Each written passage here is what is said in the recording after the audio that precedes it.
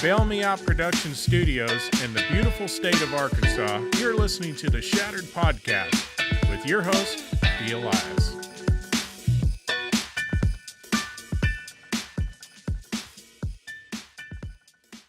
Joining me today is Rita Dorsey.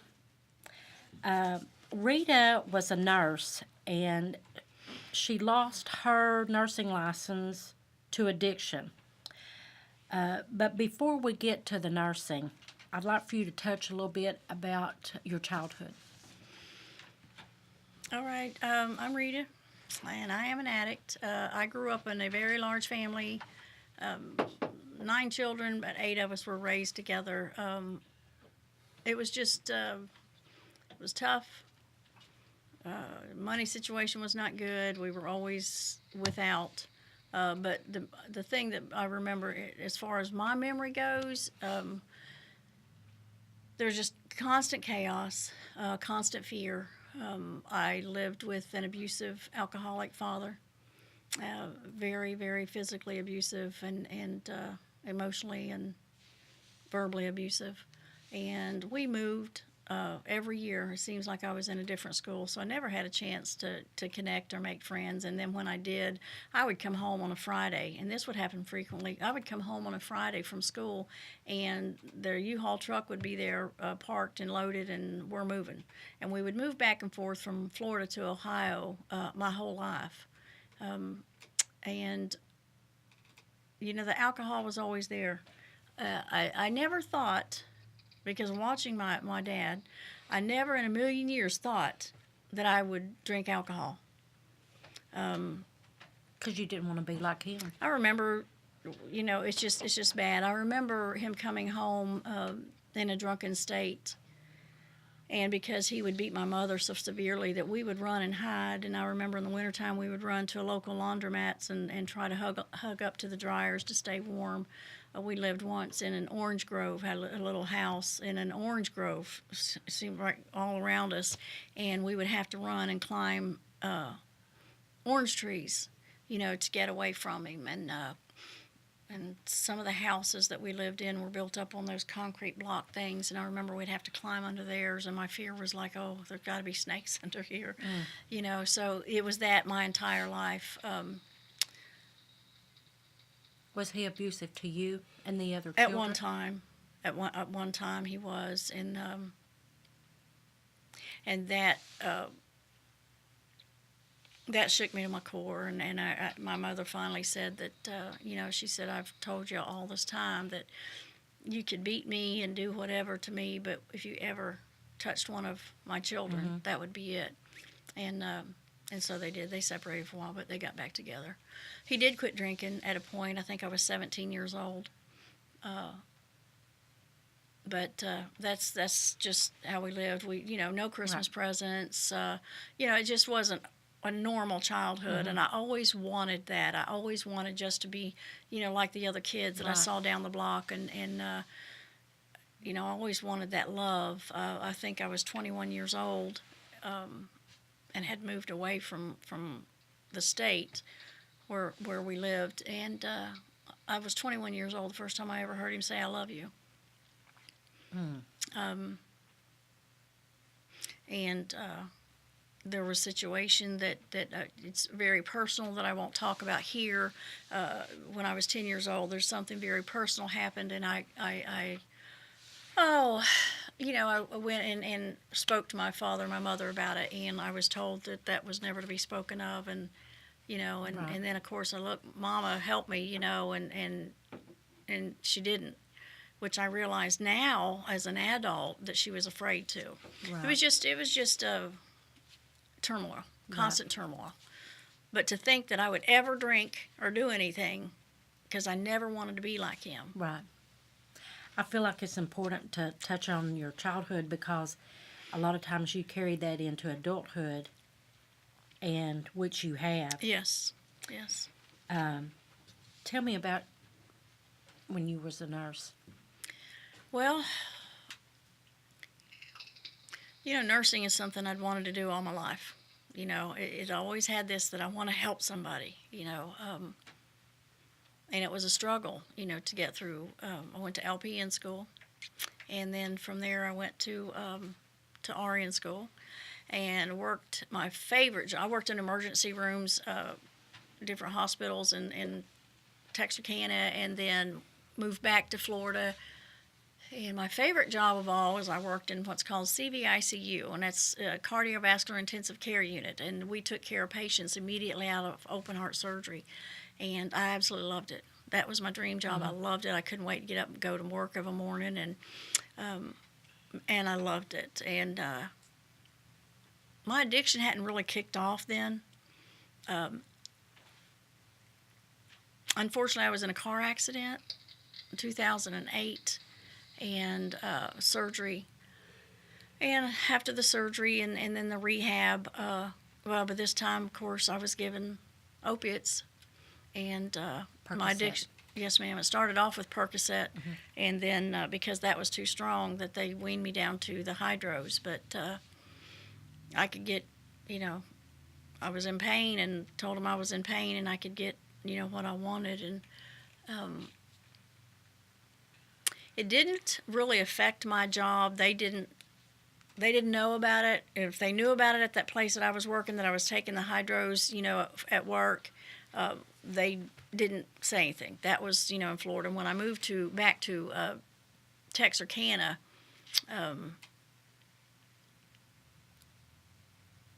it became even a more real problem. I couldn't just go to the doctor and get what I wanted, so I had to find it elsewhere. Where did you find it? I was told that there was a pain management clinic, and I went there and got anything you wanted? I would get anything I wanted as long as I had the cash. Right. As long as I had cash money, I could get whatever I wanted, whatever complaint, whether it be I couldn't sleep or I was anxious. The pain was worse than it was, last month when I was here. I could get anything I wanted as long as I paid that cash. And thank goodness that clinic is no longer open. That's correct. I can't tell you exactly what year. I know I stopped working at that hospital in 2011. I'm not sure when that clinic closed, but it's closed now.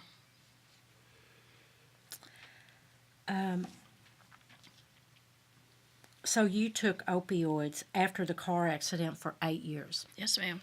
The doctors just continued to refill your prescriptions year after year after year. Mm-hmm. I would go to a doctor and I would carry my MRIs, my CAT scans and my MRIs, and they're like, yeah, and and write what I wanted. And in your mind, since it was a prescription, everything was okay. That was my exact thought. That's funny you said that, because that was my exact thought. And when I did end up having a random drug test at work, and it was kind of random, but there was something that led up to it, that I was informed that even with the prescription, you can't work as a nurse and take, and take that kind of medicine, Right. So, and deep down I knew it, but my addiction was so strong by this time that I was totally physically and mentally addicted. What led up to you losing your nursing license? Well, it was a process. I was taking the hydros and working, and things seemed like they were doing. It seemed like I was functioning, And there was a snowstorm, and of course, living here where I do, an hour away from the hospital, the snowstorm was so bad that by the end of my shift that evening, I could not make it home. So my only option was to find a place to stay, which there was a hotel just blocks from the hospital. And so I found a room and I stayed. Well, I had left my prescription bottles at home. And just that quick, overnight, I had gone into such severe withdrawals that when I went to work the next day, when I used a cab and actually found on my way to work the next day, they could tell something was wrong with me. Talk a little bit about when you say withdrawals. What was going on with your body? Oh man, withdrawals from opiates is just it's horrible, and it can be deadly. The pain, Right. because I had been feeding my brain this stuff for so long that my brain quit making any of its natural endorphins, anything. The pain was so severe that all I could do was cry and just want to be in a fetal position. Nausea, vomiting, the chills, and like I can't get warm enough. And I mean, it's just Trembling. But because I had to be at work, which now I reflect and I look back and I thought the best thing you could have done is not gone to work that day. Right. But in retrospect to that, it's a blessing that I did go. Right. But anyway, I went to work, and like I said, when I went to work, they knew I was sick. They knew I was sick, and I was asked to go to the lab. That triggered. And take a blood test, yes, or a urine test, excuse me. Yeah. Yeah. So, and here I go, tell them, well, I know it's going to be positive for opiates because I've got a prescription. but that didn't matter. Thinking that it was okay. No, it Right. doesn't matter. And I understand that now. At the time, I didn't understand that. Right. Tell me, what has been your rock bottom in your life? My rock bottom was losing my nursing license. Part of it. As I said before, I loved it. I just absolutely loved what I did. Losing that, and then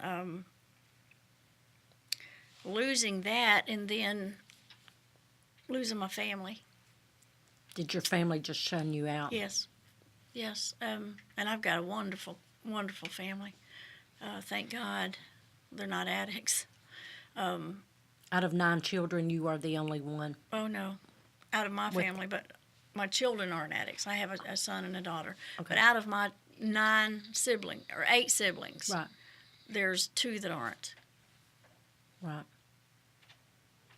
2 that are not. addicts.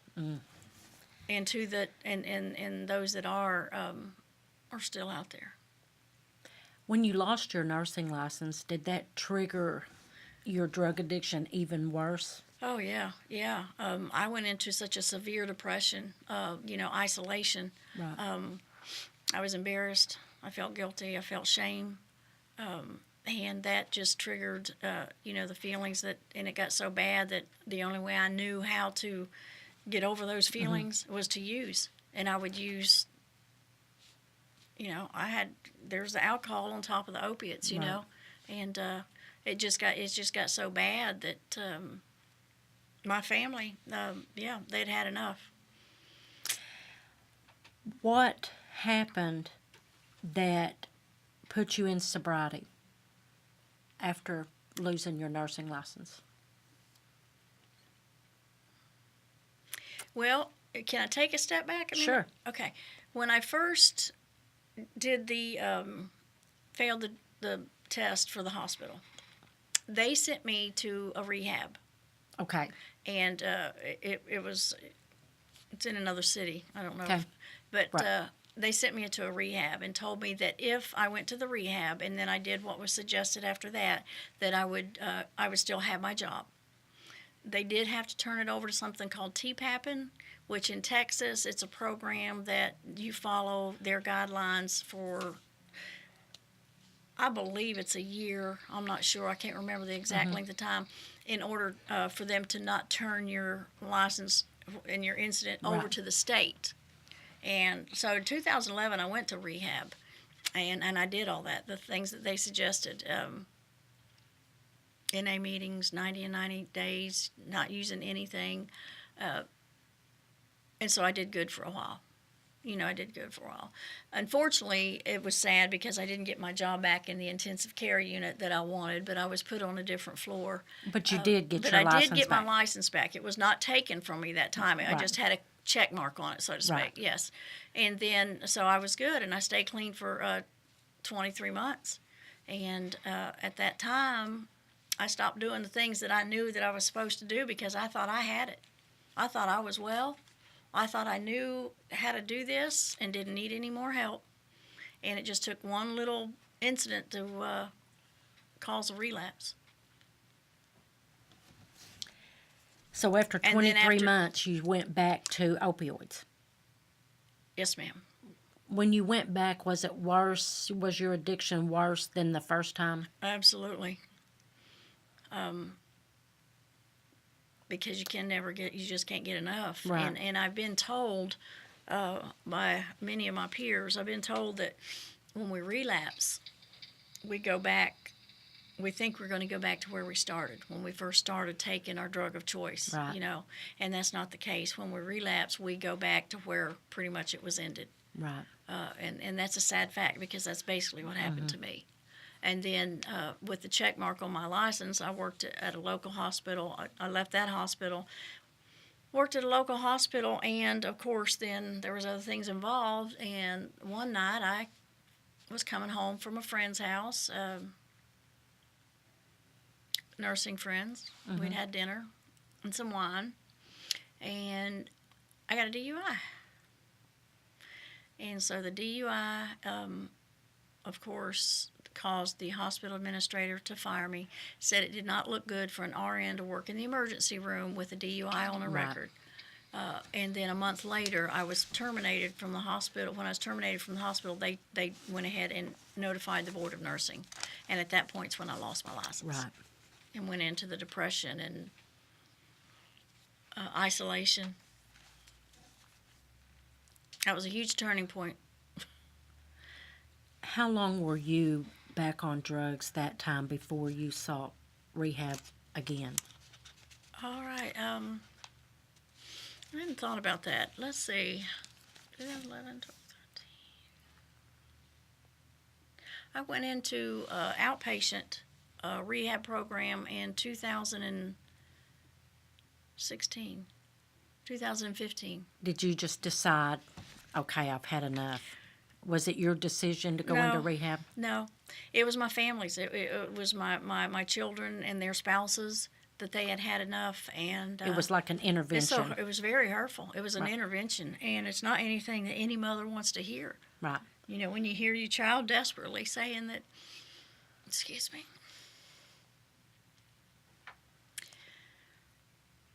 I know it's very hard. Like to say that you're not their mom. I'm very sentimental, so I'll end up just crying with you. That's hard because my kids were my life. I was a single parent from the time they were 13 and 10. And anyway, to hear them say that and know that they meant it. Right. They done it out They of love did for it. you. Yes, I see that today. They wanted their mama. Absolutely.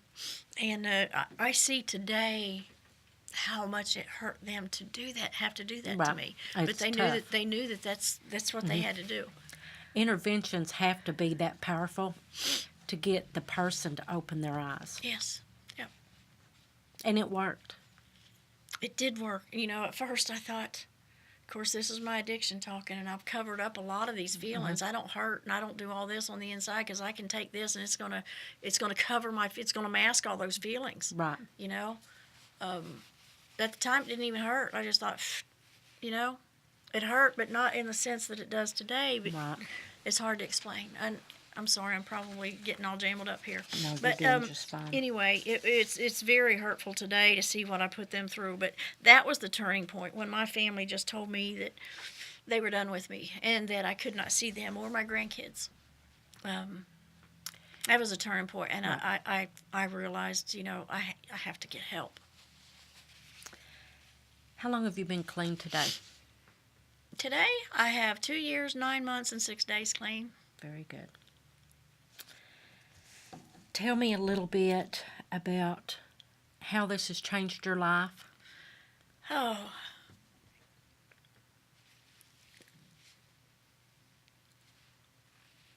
It's changed my life in the fact that, in a way that it's hard to explain. It's truly hard to explain the feelings that I have today, that I can actually feel. It's changed my life in knowing that it's okay to be who I am. I don't have to cover up the feelings. I don't have to cover up the feelings of guilt or shame or Right. remorse.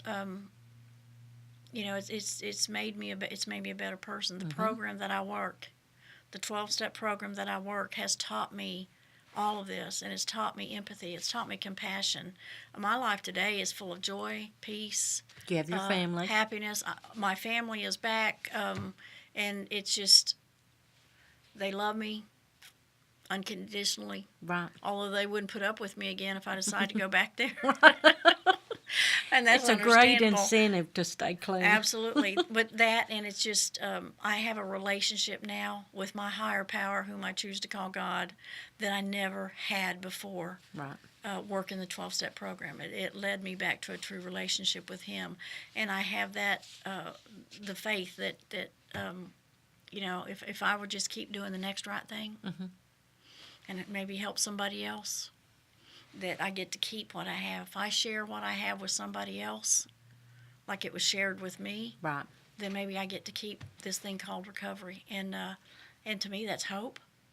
That gives me more hope. That gives me more faith. My life is absolutely wonderful. I have my house. I've got my grandkids around all the time. And Well, I you get to go, babysit. and I get to be present when Right. they have basketball games and softball games. I actually get to be present. Before, I would go, but I wasn't present. Right. Today, I'm present, and that's a wonderful feeling. Absolutely. You have said that recovery is a lifelong process. Yes. And I know it's extremely important for someone to admit, I'm a drug addict, and it's a work in progress every day. It's not healthy for someone to try to pretend like that never happened. What advice could you give to someone today that is struggling with getting the help that they need? It's been my experience that addicts have to find their rock bottom. I found mine, and I explained where that was for me. Everybody's rock bottom can be different.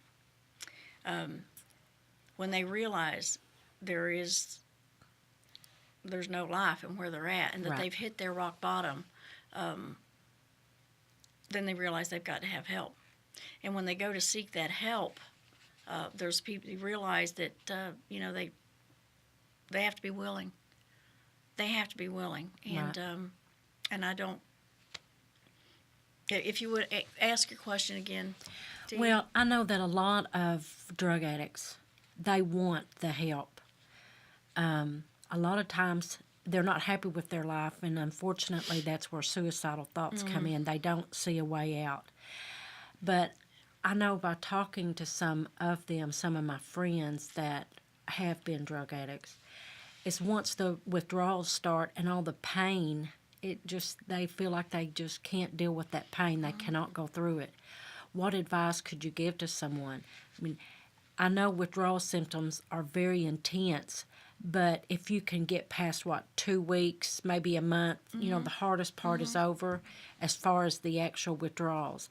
But is there any advice you could give them, any encouraging words to help them find the right path in their life? There's help. There is help. If they're going through withdrawals, and it is suggested, and I'm a member of Narcotics Anonymous. That's what's keeping me clean. But there's help out there, and we would not want any addict to have to suffer the withdrawals, because there are some that don't make it through with withdrawals. Right. I would suggest that they go to a local hospital. They call a treatment center. There are clinics out there just for withdrawal, Right. detox units and stuff. There's people that help. They just have to be able to say, I need help, or possibly a family member, know that they can't do it on their own, because Right. an addict cannot do it on their own. Absolutely. But it just takes their rock bottom to realize that I can't do this anymore. I'm sick and tired of being sick and tired. Right. And then there is help out there. So my advice to be for the first step is to go to a detox center, have somebody responsible to stay with you while you're detoxing, maybe even call your doctor, and medication for, 2 or 3 days to help you through that. But withdrawal is real, and it can be dangerous. So my Right. advice would be to seek help, for what it is that you need. It's not easy going through withdrawals, but you can do it. There is hope, and there's light at the end of that tunnel. Right. Don't be afraid to ask for help. Is there anything else that we haven't talked about, Rita, that you would like to talk about, or? Well, my encouragement would be, because I have, there's families sometimes, a family member that might come with an addict that's coming to a meeting. For support. My suggestion would be, and this is post withdrawals, if you can get into a rehab, if it's too bad where you just don't think you can do it, go to a rehab. But after rehab, or any other program that gives you a chance to start getting your mind clean in that body, getting rid of some of that junk, is to connect with people just like yourself. Right. And that's another addict. An addict is the only person that can understand an addict. Absolutely. Even a physician, they understand the cellular disease part of it or whatever. Right. But as far as understanding what an addict thinks, how an addict feels, and the behaviors of an addict, and only an addict can understand. Right. And so therefore, we believe that an addict is best to help another addict. Find your higher power. Find your higher power. Mine is God. I've had some people say that, they don't believe in God when they first come in the program, and that's okay. But find you a higher power. Get a sponsor. Somebody that has been there, has done it, that's working the steps, that can help you through this process. Attend meetings every day you can. I have one guy right now. He's attending 90 meetings in 90 days. He can get several of them here in Sevier County. We have 4 in Sevier County right now. He'll travel to Texarkana. Do whatever you have to do to protect your recovery. Surround yourself with people that are not using. That's exactly You have right. to change people, places, and things. That's exactly And I've right. heard some of them say, I can't replace friends. I have to go live back the same place. Well, find out for sure. Talk to somebody. Right. Reach out to somebody, because there's help out there. There's halfway houses, and there's help out there. But reach out to them. Stay connected with people that are not using drugs. Get phone numbers. Call those people. When you first get a thought about using, pick up the phone and call somebody and say, hey, I'm having a bad day. Right. I need some help here. Because there's going to be help there for you. But you got to stay connected. Right. Thank you so much, Rita. You're welcome. Your story is very compelling, and I know that it's going to be inspire a lot of family, maybe some drug addicts, to realize that they do need the help. Can I say one more thing? Do we Absolutely. have that? When you said family, that just kind of put in my ire, because I hear, from several, I've heard from several that the families don't think they have to continue to go to meetings, or the families don't think they have to have this many meetings a week, or And all I could say is the families, be supportive. Absolutely. Don't enable, but be supportive and do whatever. Yes, recognize the signs of relapse or whatever, and be honest about that. But be supportive, and just understand that you cannot. If you're not an addict, you cannot understand an addict. Absolutely. And they have to be in rooms with like-minded addicts in order to recover and to stay clean and give back. Absolutely. And giving back, and that's what you do. That's what you do every day. Well, that's what we do. Narcotics Anonymous, we give back freely what was given to us. Well, I know this story is going to inspire a lot of people, because you've come a long way. Thank you. So thank you This very is much. coming a long way. Yes. Well, having your family back means the world to you. Having myself back, having Yes. the true me back Absolutely. is paramount too. So, Right. well, thank you. Thank you very much. Is that right? That's it.